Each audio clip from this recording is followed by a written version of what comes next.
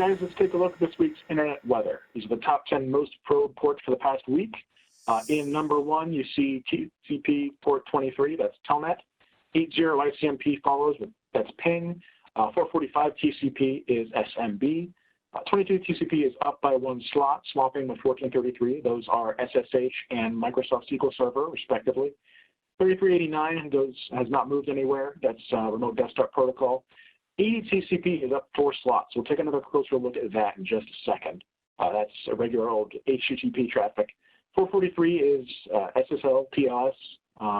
That hasn't moved. 8545 is the Ethereum GF daemon or other Ethereum-related daemons. I know we've talked about that in the past. That's up 1, swapping spots with 81 TCP, which is an alternate web port. So let's take a look at the most sources probing. This is individual sources of traffic, not volume. You can see a lot of these haven't really changed. 445 is in first place, 23 TCP, 80. 1433 is up 1, 8291 is down 1. 8291 is related to microtik routers. Port 22 TCP follows that, 80 ICMP, we've talked about these. 8080 TCP is sometimes a proxy port, sometimes an alternate web port.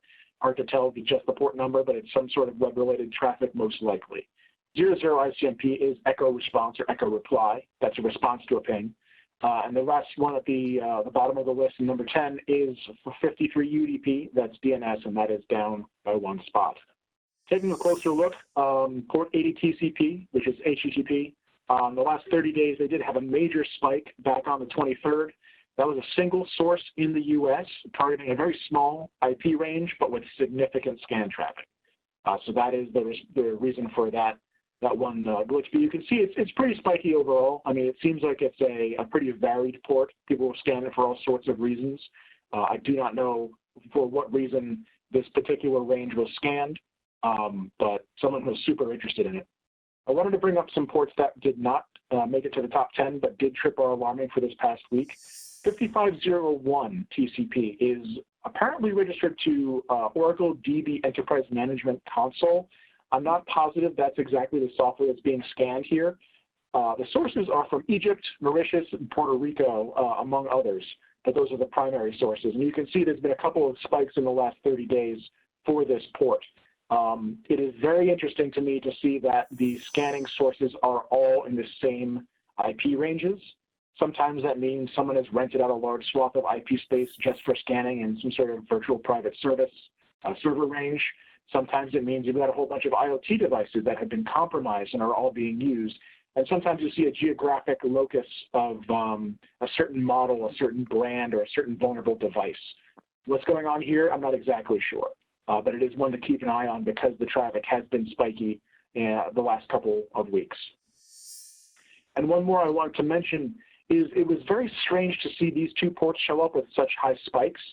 8933 and 9833. I'm not positive that's not a typo for one of the two of them. Like if someone sped up their scanning engine and mistyped 9833 or 8933.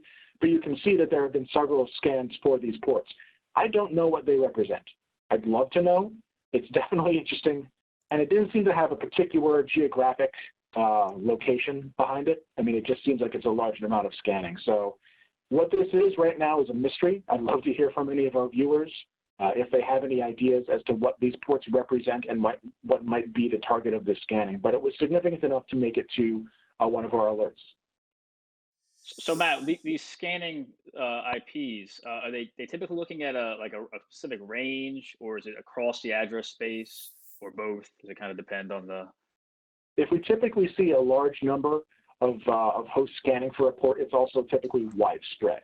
To me, that means that there's some sort of botnet that's trying to harvest new members, and they're not going to ignore any particular IP ranges when they do that. The case that we saw a few slides back where it was a single IP address scanning a very specific range, that's kind of unique. That's kind of a different thing than what I'm used to seeing.